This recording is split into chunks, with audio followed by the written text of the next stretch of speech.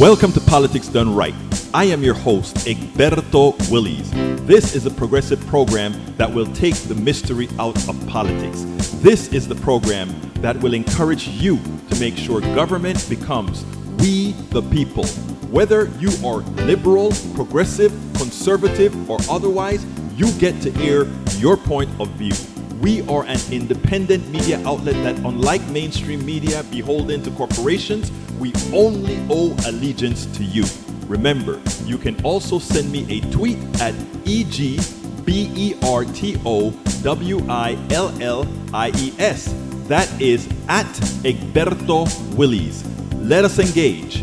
It is Politics Done Right. Welcome to Politics Done Right from the studios of KPFT 90.1 FM, Houston, your community radio station. We have a great program for you today.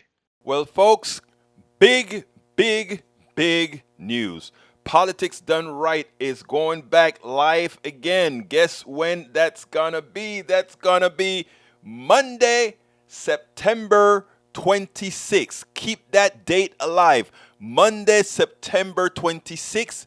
And we will be doing Politics Done Right live on the Mondays, Wednesdays, and Fridays of the week. So that is 3 days of Politics Done Right. It's going to be under an umbrella, but I'm not sure what we're going to call the umbrella yet. But again, Politics Done Right goes live Monday, Wednesdays, and Fridays. And guess what else? We are going to be taking your calls, which means we can interact again. We can have those great conversations that we used to have back way yonder before the pandemic.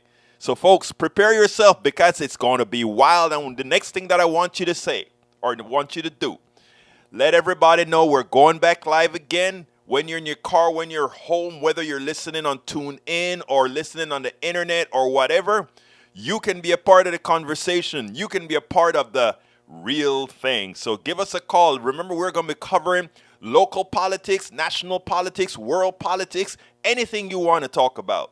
So again, it's important for you to know we are back live again on the 26th, Monday the 26th. Hey, those guys, those hard-working guys are going at it to get that building, those studios up and running, or we got a new studio. So you know we're going to be saying, you're going to hear me talking all of the times, great politics, great stuff about healthcare, etc. At the same time, we're going to be saying, remember, folks, this is a station that you need. So always remember that it is your station, and you are going to support this station because we provide you that value. So, folks, we're going live again. Remember, again, we are going live. It's your program. You'll be able to call in. And remember my standing offer. All of you guys who donate 100 and above on this program, we meet in the studio. I have been tired.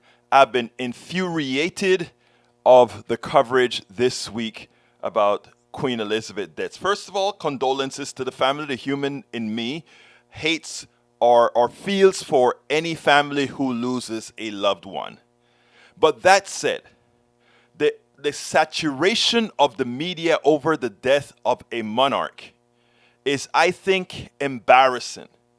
Worse is the fact that as we discuss the monarchy, that in a civilized world now, a world that is trying to relieve itself of the savagery of colonialism and what it has done to people, to the theft that occurred, it was great today to see Ali Velshi not only schooled a historian, but attempt to give him some perspective whether he liked it or not. This is beautiful.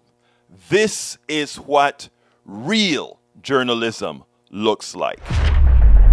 Queen Elizabeth was an even-tempered monarch who was never quick to react or show her emotions or reveal much about her private life. In that way, she endeared herself to the public, and her popularity is unmatched by any other member of the royal family. Though For that same reason, her popularity and the institution she represented took a major hit after the death of Diana, who was pretty much the opposite of the stoic, reserved queen. And as beloved as Elizabeth was, she also represented an institution that had a long and ugly history of brutal colonialism, violent theft, and slavery. For many centuries, the British robbed other nations of their wealth and power and exploited their people. Even as Queen Elizabeth's reign largely marked the beginning of the post-colonial era, the horrors that her long line of ancestors inflicted upon many generations of people across the globe continues to be the source of pain. That's now a legacy that her eldest son, King Charles III, inherits as the new head of state and the head of the British Commonwealth, or what is now known as the Commonwealth of Nations. He's got a massive task ahead of him as the country and his family face an uncertain future without the matriarch who's been their guiding star for so long. Joining our conversation now is Dr. Andrew Roberts. He's an MSNBC British historian,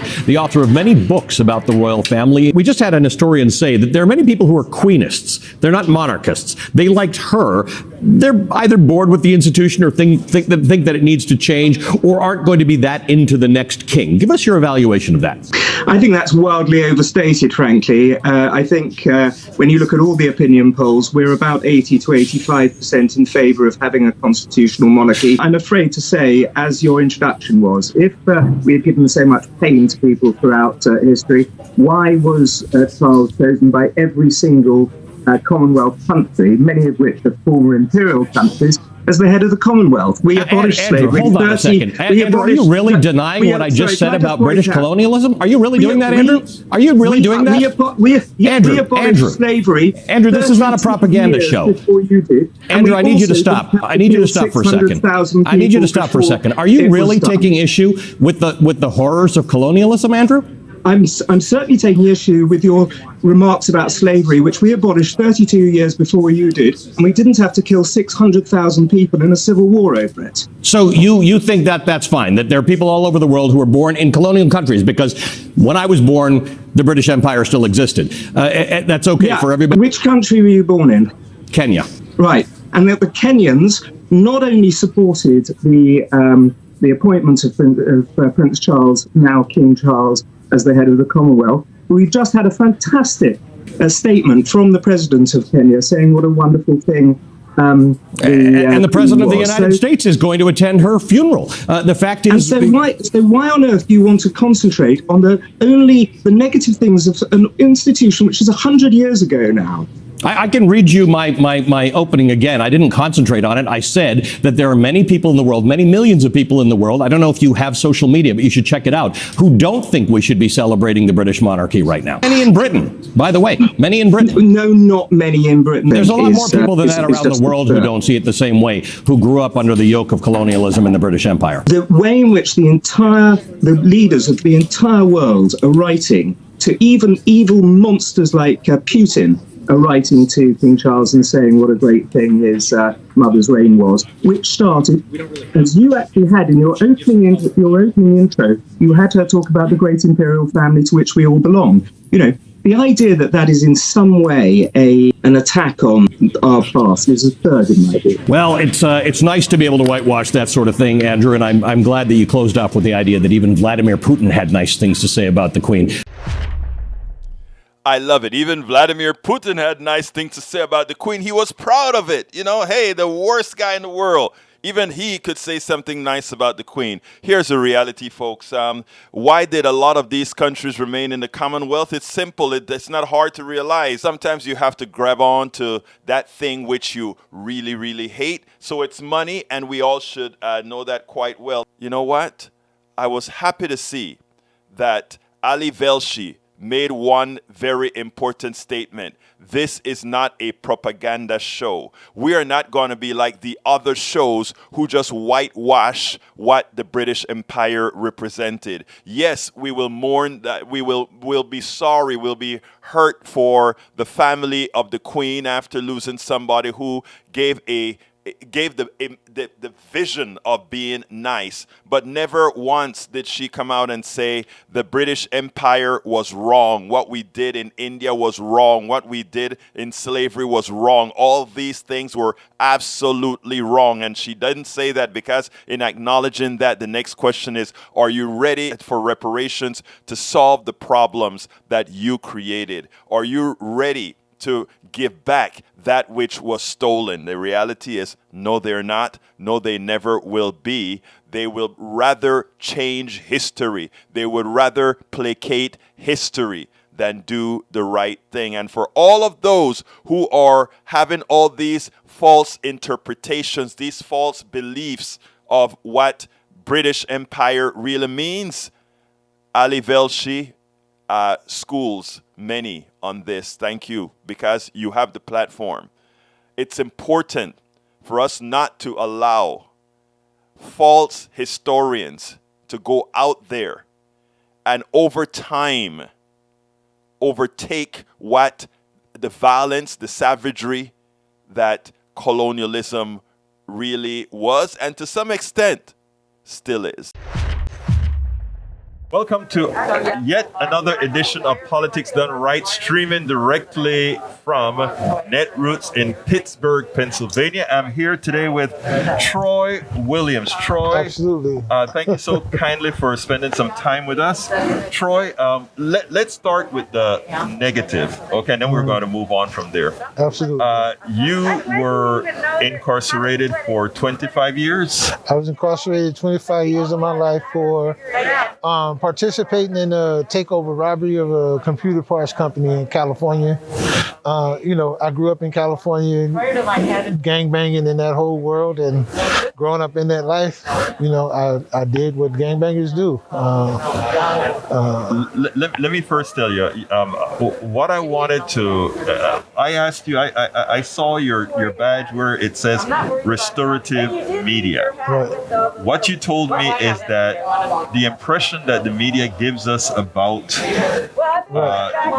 the incarcerated and the lives of the people being incarcerated is all wrong. What is it that you're bringing that you want to make folks aware of? Well, I think it's about narrative control, right? It's about us having control over the narratives that are told and spoken about us, right? Oftentimes you'll see media companies go into a setting and they'll tell this negative story from an outside perspective, right? They'll use fear-mongering techniques, which actually cause more divisiveness than anything. And so back in the day, these media companies would come in and they would, like places like Lockup, even National Geographic came in and they did this whole story about Scott Peterson, and they were going around asking people what would they do if they caught Scott Peterson on the yard. So it's always some outside journalists coming in looking for the sensationalized story that is going to give people shock value. But what they don't do is they don't go in and they're not talking to the father who is actually remorseful for what he's done, who actually sees the outcome of what his behavior has done to his community and to his own family, right? So those stories aren't told, and we're led to believe that everybody in prison, one, are there because they deserve to be, and two, that are there are so many people who are in prison who are actually not guilty for the crime that they were incarcerated for. And there are also a lot of people who have been in prison for crimes that probably should not have been labeled criminal in the first place. And we can tell that nowadays when somebody who is in jail for 20 years for stealing a CD player, right? $40 CD player, and you take 20 years of this person's life. One of the things we also have been doing lately is challenging this whole narrative around removing the involuntary servitude clause from the Constitution and the effects of that, right? And you would. It may be hard pressed for some people to believe, and for some of us, it's the same as what it was. But people were making the same arguments as they made in 1863 to keep the exception to slavery clause alive in this country and in the state of California. I think what you're really talking about, and tell me if I'm right, is that many jails, many prisons, they actually rent out the services of their imprisoned people. Absolutely. At a very reduced cost, almost at slave labor type. Almost like we complain about sweatshops in China, but we're not looking at the sweatshops operating behind the walls of prisons. People, your audience will never guess what my job was the last 8 years of my incarceration.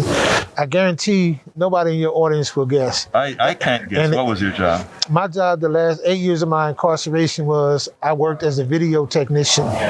I was the programmer for San Quentin Television's closed circuit system, and we produced, not only did we program the television stations inside the prison, but we also produced stories, radio and video stories inside the prison.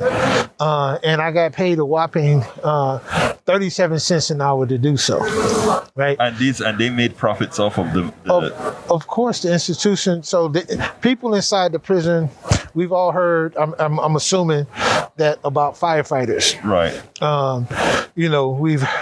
We don't understand that there's video technicians, there's librarians, there's electricians, there's plumbers. Like any job that you can conceivably think of that is needed in the community is needed behind the walls of a prison. And incarcerated people, specifically, I know in the state of California, and it is my assumption from talking to people around the country, it is equally the same, that they work these jobs inside of a prison. And in many cases, they're getting paid pennies on the dollar if they get any wage at all. And this is very interesting because I think earlier on in several of the programs that I do, we talk about crime and how it's handled and how it's punished, right? Mm-hmm. And we have somebody that goes into a 7-Eleven and take a candy bar, a misdemeanor, or somebody who maybe grabs enough money, cash out of a register and run that makes it a felony, and they spend years in jail. Right. You spent 25 years in prison. Right. They spend all this time in jail or prison, and we have the we have the criminals, the real criminals, corporate executives that cost you your life or thousands of dollars, cost the lives of many of people based on their policies, and they are respected in society. There is a determined problem in what we call crime in this country. And I think when you talk about restorative media, I think you are trying to do something that we hope to do as well, and that is change the narrative of what a criminal is, change the narrative of what you do. We have to change that narrative. And I do want to say this, that I in no way, for myself personally, am attempting to reduce my accountability for the harms that I caused to my own family, to society, and even to the victims of the crimes for which I was found guilty and sentenced for. So I'm not saying that. I want to cut you there because that is the reason I wanted to speak to you, because that's one of the first things that you told me. I am not trying to say I'm not guilty of what I've done or I'm not taking accountability for what I've done. But remember, there are others. There's other factors. There's a lot of other factors. And I always ask this question to people, how do you think a little boy who has so much reverence for life that he wouldn't even step on an ant, how did that little boy go from that to being a gun-toting, gang-banging felon willing to put a gun to somebody's head? What happened in that child's life? So even if you can't sympathize or empathize with the gray-bearded dude sitting in front of on your show now, perhaps you can identify with the little boy in your neighborhood that is still going through stuff or going through things right now. And because of what he's going through, because resources are not there for him, what is he going to become? What opportunities are going to be there for him?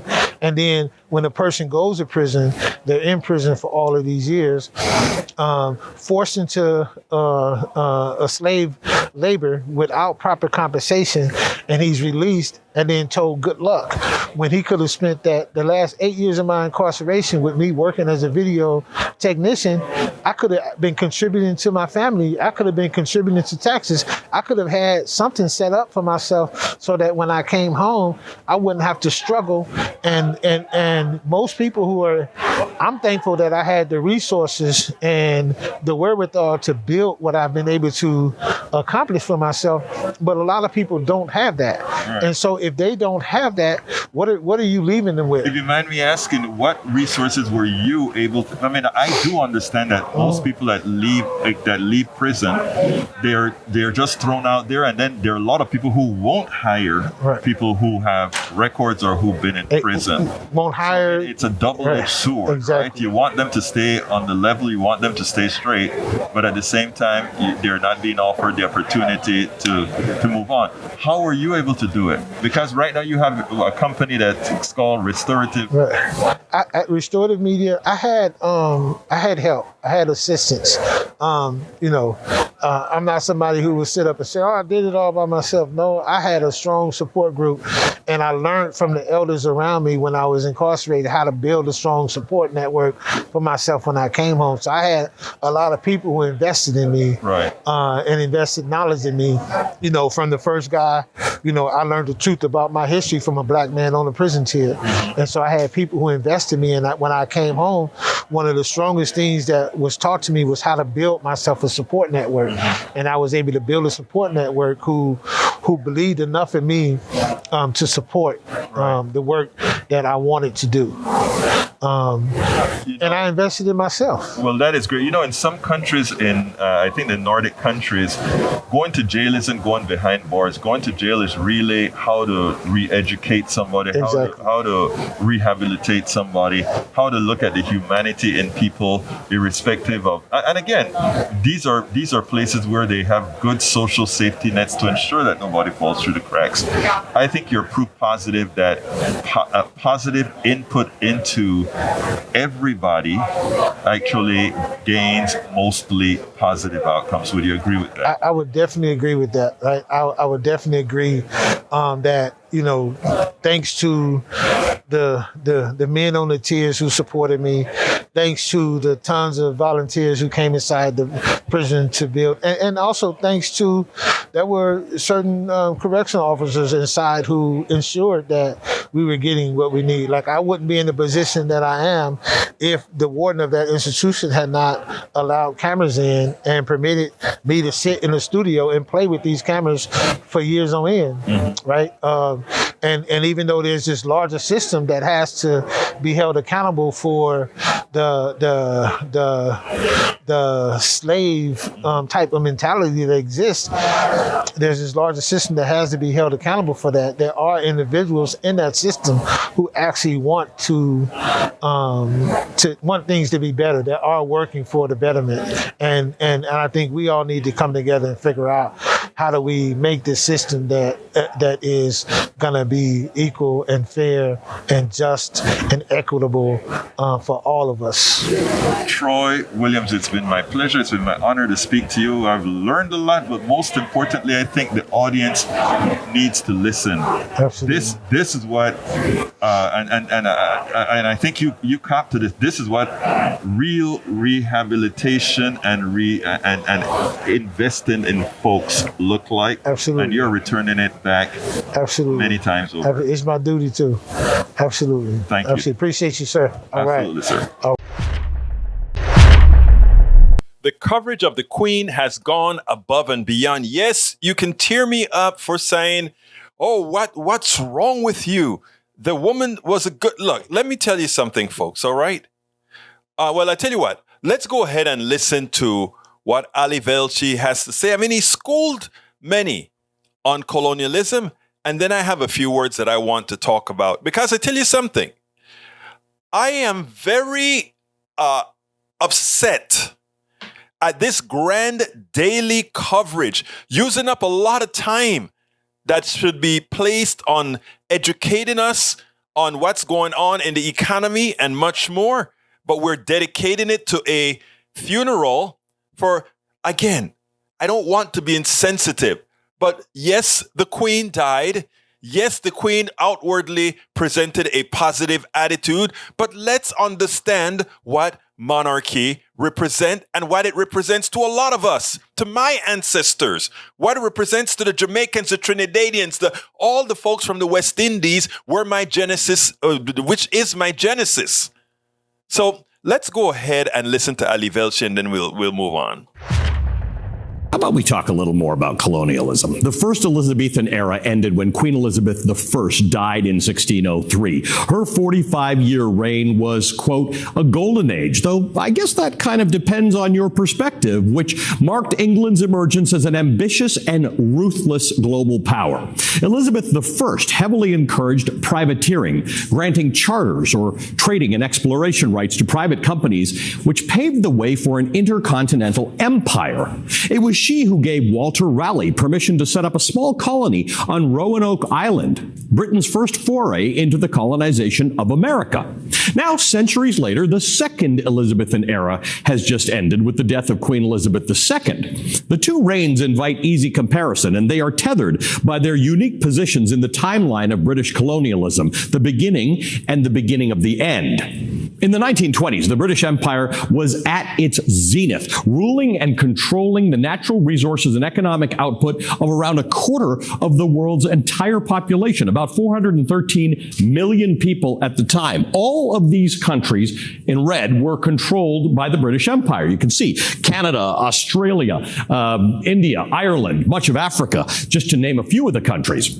To quote an often used phrase throughout the 18th and 20th centuries, the sun never sets on the British Empire. It literally meant that it was daylight somewhere around the globe in a place that Britain controlled.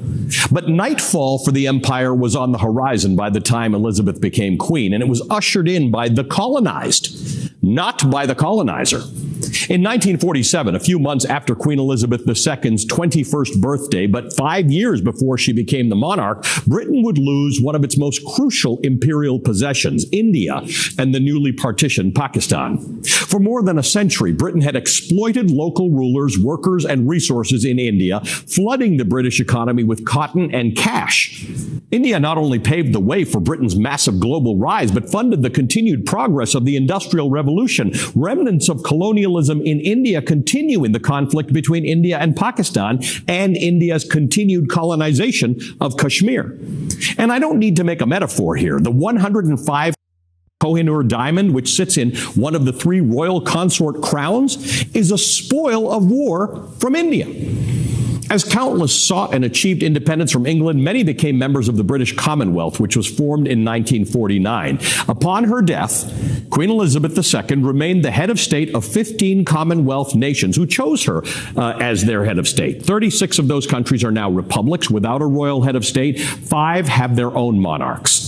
While the Commonwealth is a clear vestige of colonialism, initially conceived as a consortium of white settler colonies like South Africa at the time, the Commonwealth was a vehicle to preserve Britain's global influence at a time when decolonization was getting more popular around the world. But really, it positioned Britain at the head of a massive school, teaching the former colonists how to behave and how to, in theory, self-govern. Through the lens of history, it's now often seen as patronizing, sometimes racist, including during the 12 years that apartheid South Africa was a member, and it's generally a superfluous thing and probably a waste of money.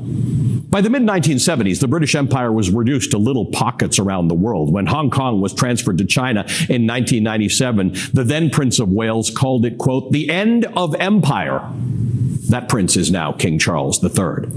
Colonization, British or otherwise, was economic exploitation, violence, and racism. Decolonization, virtually never initiated by the British, was often a bloody and deadly fight for independence. Example after example. The U.S. Revolutionary War, the concentration during the Boer Wars in South Africa, the massacre of hundreds of Sikh worshippers in Amritsar, India, in under 10 minutes, by the way, in 1919, the death of between 20,000 and 100,000 people in the Mau Mau uprising in my birthplace of Kenya in the 1950s, the Opium Wars with China, and lesser-known atrocities like civilian torture in Cyprus, the continued mess that is Israel and Palestine today. All of it is the legacy of British colonialism.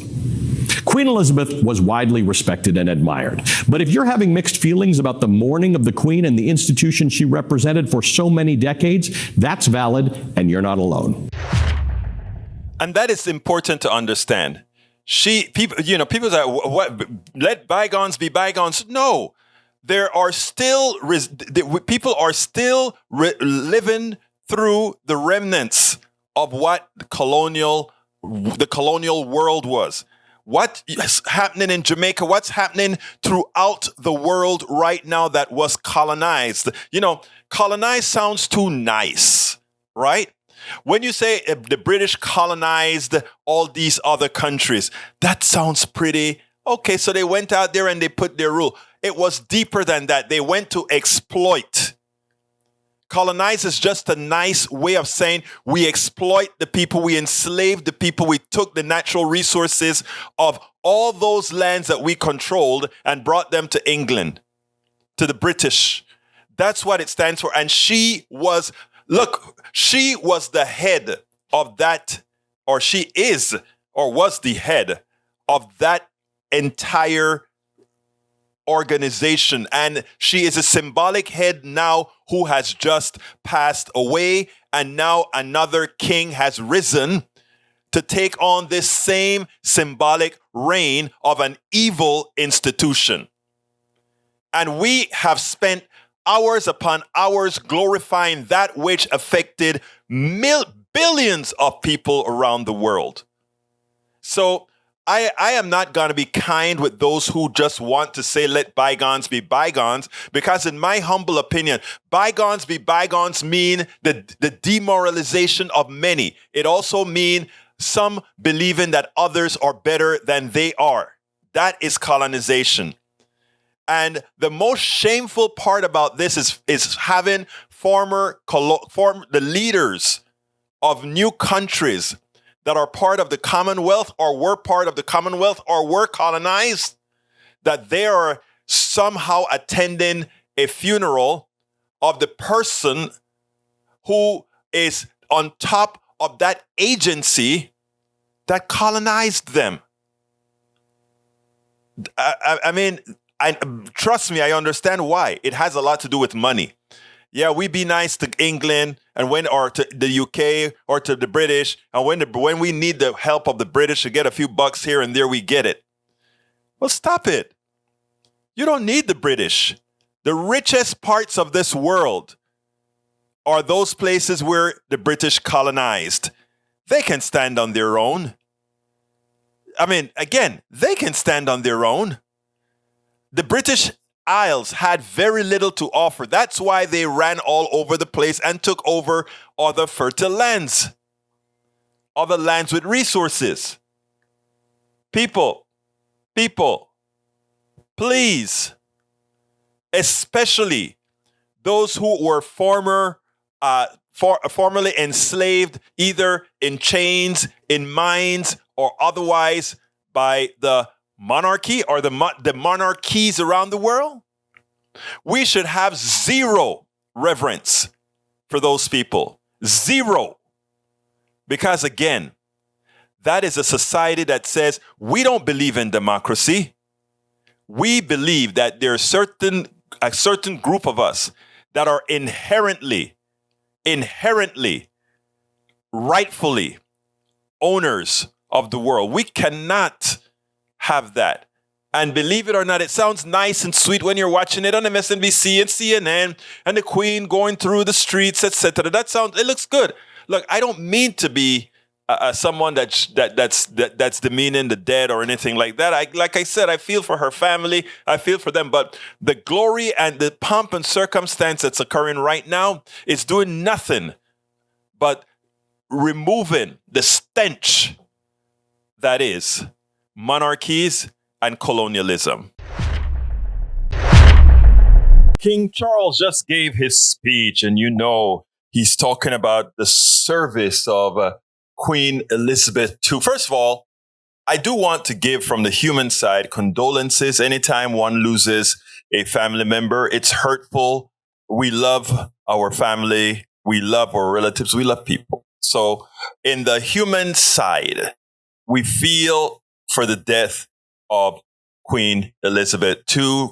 Rest in peace. That said, the overarching coverage, the overarching accolades that we are given the monarchy and the pomp and circumstances, as I continuously say, it's unwarranted and undeserved. And to see grown folk act like this over a fairy tale, over a monarchy that has caused much disaster throughout different groups around the world, including in Ireland, its close neighbor. It drives one crazy. But anyhow, it's interesting because what really lit me up this morning is this type of response from grown men and the devaluing of the common man. Check this out. It's just him. It's just him. Camilla, I can't see Camilla in these pictures. There's going to be so many things that we're going to be picking out. Another notable point when you're watching Charles and Camilla now, she's walking behind him. He's the sovereign. He's the monarch. There is so much to that little segment there. She's walking behind him. You walk behind me. I am the sovereign. I am the monarch. What? How can you even say that and not feel diminished? How can you say that in the year 2022? And, I don't think anybody, first of all, when you hear folks talk about how great and nice a monarch is or how their life of service, they've got to. What else are they going to do? What's their other purpose in life? We've gotten over where we should be getting over the monarchy and working as democracies. It's about time, don't you think? And to think that just because you have a bloodline, that you are inherently supposed to rule others, that you continue to be the queen of the Commonwealth, independent countries, and they still have you symbolically as a queen. It's one of the most degrading things, especially from countries that one colonized, dominated, and hurt many people in those countries. I think it is sad. And you know what? This morning, one of my favorite writers, I subscribed to her writings, and I just felt a sense of peace in that I was not one of the few feeling this way, but somebody decided, let me just write about it. And Alison Gaines at Medium. Medium is a great place, folks. Please go to medium.com and support these different writers by just getting a little membership, and you'll see that you read unlimited great writers. But anyway, Alison says, why most black people are refusing to mourn Queen Elizabeth II. It's time to decolonize the grieving process. And I love the way she starts. One thing has become painfully clear in the aftermath of Queen Elizabeth II's death is her legacy is complex. Yes, it is. While some will spend the next few weeks praising the longest serving British monarch's reign, black people and other marginalized groups are having a different conversation about the harm of British colonialism. For instance, Irish Twitter reflected on the monarch's role in the Great Irish Famine.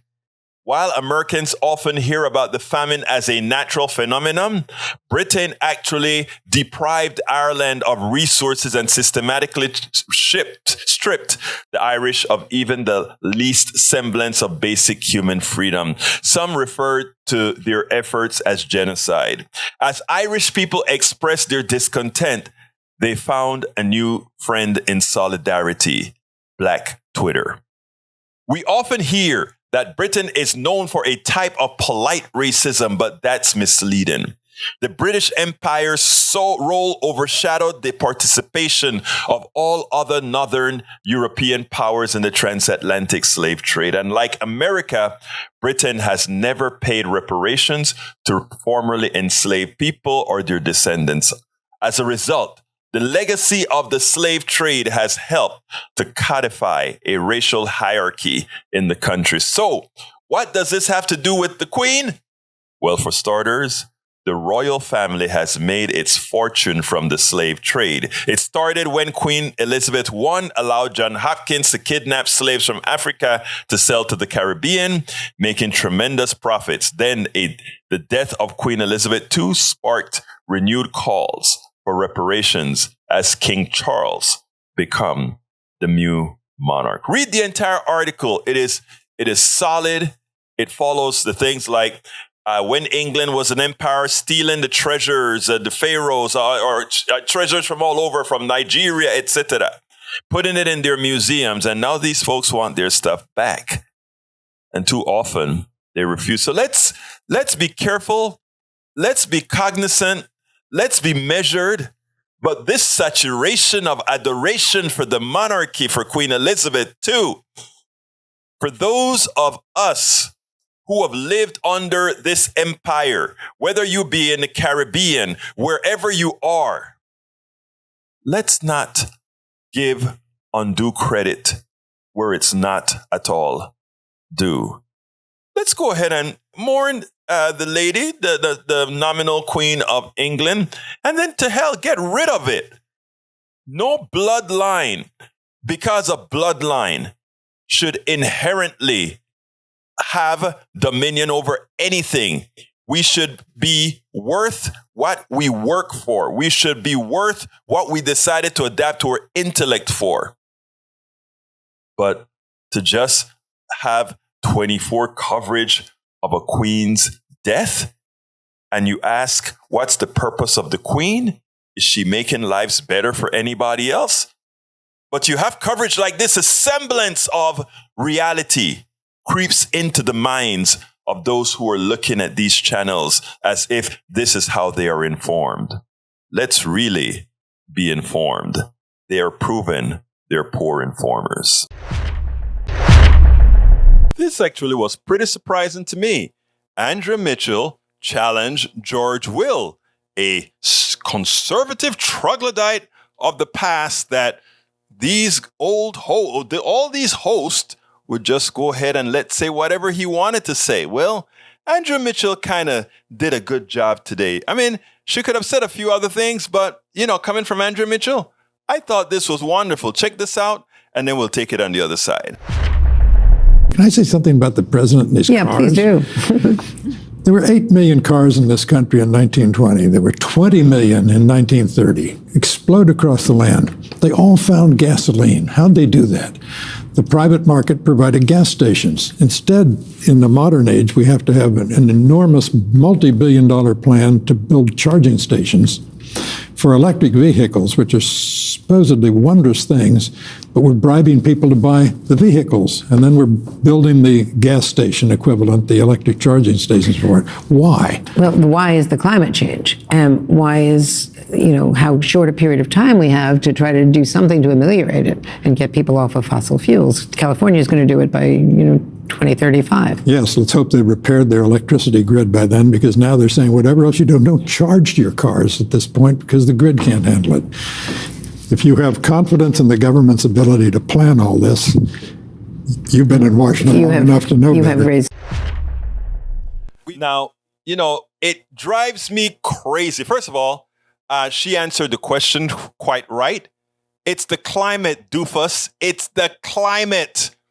And what I think having the government having to step in to build charging station proved is the failure of the private sector. You see, they want to amortize pipelines. They want to amortize all these old infrastructure. They want to use up all that carbon that they have in the ground in the form of oil, gas, and coal, right? So it's not in their interest. They don't care about the future. They will burn all that coal and burn all that gas, burn all of it to turn it into carbon dioxide and fry the future. It's not about the future for the private sector. It's about the next quarter. And if you're looking at the next quarter, you cannot expect these guys to do what's right, because what they do is to maximize the amount of bonuses they make for themselves as they screw everybody else. Folks, this is not rocket science. This is the reason you have to have good government. good government that listen to science and follow the path. I mean, again, this is the reason that we are not electric or already on carbon neutral fuels is simply a failure of the private sector. And remember, well, we may not even need to call it a failure. We could probably call it a feature of the private sector. In other words, they will pollute, destroy the environment, and make a profit in doing so. And in order for us to live, the environment has to be cleaned up. We have to remove the carbon out of the air. We have to do all these things. They'll charge you again to clean up the mess that they've made. So it's the kind of economy that we have that has no soul, that has no morals, that cares nothing about anything other than a few making a few dollars. So folks, the troglodyte, when he says, well, do you trust the government for doing anything? Well, of course, if you put lousy people into government vis-a-vis Republicans and neoliberal Democrats, that's what you get, lousy government. But if you populate the government with people who think, with people who follow science, where there's not a profit motive, then the solutions would not look like how will that affect business, but how will that affect humanity? And inherently, if you make it good for humanity, good business will excel. Businesses that are attempting to pilfer you to transfer most of the wealth to a few, they'll fail. Because you know what? Nobody needs to be a billionaire. Nobody earned being a billionaire. Nobody is worth a billion. Nobody worked hard enough or know enough to be a billionaire. That is a fiction of our capitalist system that allows some to take advantage of the works and the worth of others. Here's a story, and then this is going to be not too long a story, but this is how we're going to end the show today. This is so important, and I want you guys to listen in detail. I want you to listen in detail. I woke up this morning still with pain in my teeth. So I went and I made an appointment with the dentist, and they were able to see me right away. Great. I am so happy about that. Go in there. We have insurance, okay? So we have supposedly dental insurance, okay? And here is the deal. I go in there and they take the first, that full X-ray where they rotate that stuff around your head. It goes all the way around your head, and they took the whole picture of your teeth. I was glad to see that, because what that told me is I had no major happenings going into the cráneo or down below. So that's what that first thing said. And then they said, so which teeth or tooth hurts? And then I pointed them to the side where it hurt, and then they took localized pictures there. Great. All's going great. The lady, the technician is wonderful. She takes good care of me, takes my pressure. Oh my God, the pressure was shooting through my brain. If we decide to do something, you're not going to be able to do it until we get that pressure down. Okay, fine. But by then now we sit down, it's time for me to meet the dentist. Dentist comes in, they give me the cold test, the hammer test, where they hammer each teeth to see which one is the one that's giving problems. And they take pictures of that side. And she said there may be a little bit of nerve infection right there at the tooth end on one tooth down there. And then there may be another one right on this tooth here. Then I said, but wait, I'm only feeling pain on this one right now. And so she said, well, let's do a root canal on that one. I said, okay. I said, by the way, how much is it going to cost? So she said, well, you're going to get the root canal and you have to put a crown on it. Now, folks, in Panama, I get root canals, right? I got this one as a root canal, no crown, right? They did a root canal. The teeth got a bit discolored, but it was acceptable. They didn't force you to do a root canal. Now, this tooth is all the way in the back. So they're saying, root canal. I said, okay, but I don't want a crown. I don't want to pay the amount that you guys are going to want for a crown, even though I don't know what it costs. She said, why don't you let them fix the bill for you? I said, okay. Remember, I'm in there with pain for a teeth issue. And it comes to mind what our friend from Canada told me in that interview we did at Netroots. He said, when we go into a doctor's office, we never, ever talk money. Ever. We make the patient healthy. Okay. So the business manager comes into the room. I'm there in the room in the couch. She brings a computer screen. She says it's better if I show you on a computer screen. This is what she sent me, right? So I said, okay. The total amount of that visit today to take those x-rays and for the doctor to hammer me a few times was $318. Okay? The insurance took care of that. But then comes the real stuff now. All to go ahead and set up the root canal is $1,589 to put a post on. In other words, what that is to grind down the tooth, and to grind down the tooth is $1,589. To pulp the tooth, meaning take out the nerves and all of that, is and that is just to go around it, $276. To do the actual root canal, $1,185. Pulp Vitality, I have no idea what that is, $68. Limited exam, another limited exam, $82. And something called endemic, $420. I'm not done. ADA intra-orifice, I don't know what that is, $199. And then ADA core buildup, $319 for a grand total. Hear me out, guys.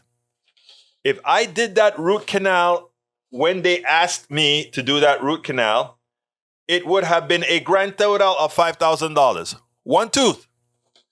Then they are talking about wanting me to do two. Here it is, folks. I'm going to put it on the screen so you can see the bills. I want you to see. I'm giving privacy to the dental house because I don't want to.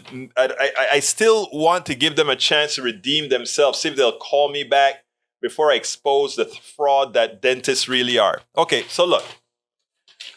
I went to see this other doctor today, my doctor for my blood pressure, and she said, "Oh, just go to Mexico, $350, the whole thing." So what they're going to do for $5,000 or so may cost me $350 to $500 in Mexico. Cash. This here is insurance pays half, I pay the other half. What do you think those suckers really did? They probably jacked the price up so that they still make a lot of money both from the insurance and from us. It's thievery. Now, look, you know what I did? I got out of there and I said, I am not. I will live with the pain. I will live with the pain and the antibiotics until the pain goes away. You know, Bree says, Egberto, you do know that you can go to a dental school, got excellent treatment, and they take insurance or not. I will look into that. Somebody else told me that. I don't remember when they told me that, but I'll look into that. My insurance covers partial dentist routines, visits according to my correct cleaning and fillings, but root canals and crowns, etc., out of pocket. Yep, it's terrible. If you don't address this pain, it's going to get worse. I'm addressing it. I actually am taking antibiotics for it, and you can actually see where they claim there was an infection. It may be going down because the pain is not as substantial as it was then. So my point is, folks, all of you that are against Medicare for all of you that are into this private healthcare, private medicine, let me tell you, you can decide whether to buy a dinner at a McDonald's or a dinner at some place or not. You have that choice.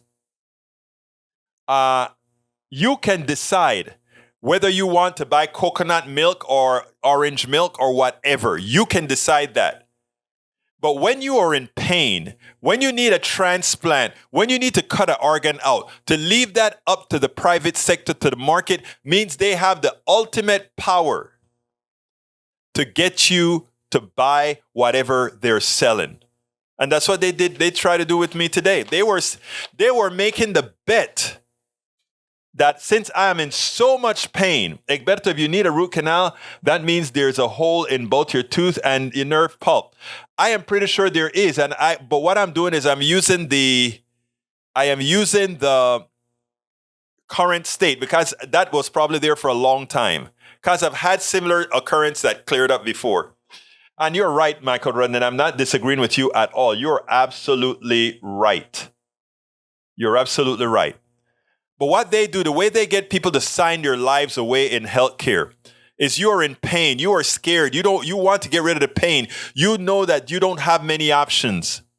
And you just sign whatever they give. Well, they met one crazy sucker today because I was going to sign absolutely nothing. I was not going to take out credit to get them to pay these guys $3,000 or so over time.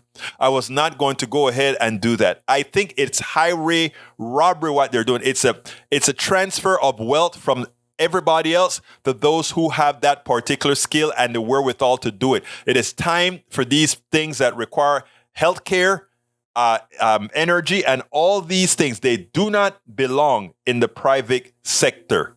And these are reasons why. I am going to try to make a better blog on this and show why we need to take this out of the private sector. Hey, medical vacation. Oh, yes, I hear you, buddy. I may do just that. You can listen and or watch Politics Done Right Mondays through Fridays on Facebook Live at facebook.com/politicsdoneright or on YouTube Live at politicsdoneright.com/YouTube. Please do not forget to follow me on Twitter for updates. My Twitter handle is @EgbertoWillies, @EgbertoWillies.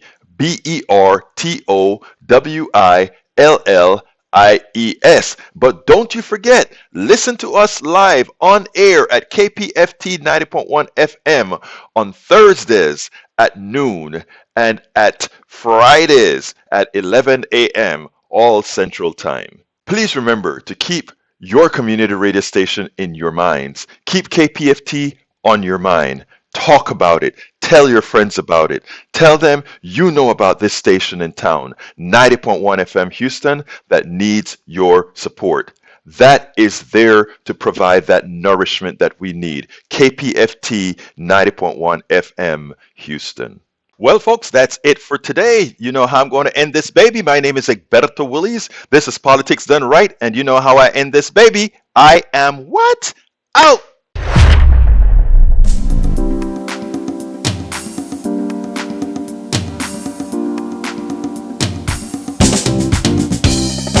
Welcome to Politics Done Right. I am your host, Egberto Willies. This is a progressive program that will take the mystery out of politics. This is the program that will encourage you to make sure government becomes we the people. Whether you are liberal, progressive, conservative, or otherwise, you get to air your point of view. We are an independent media outlet that, unlike mainstream media beholden to corporations, we only owe allegiance to you. Remember, you can also send me a tweet at EgbertoWillies. That is at Egberto Willies. Let us engage. It is Politics Done Right.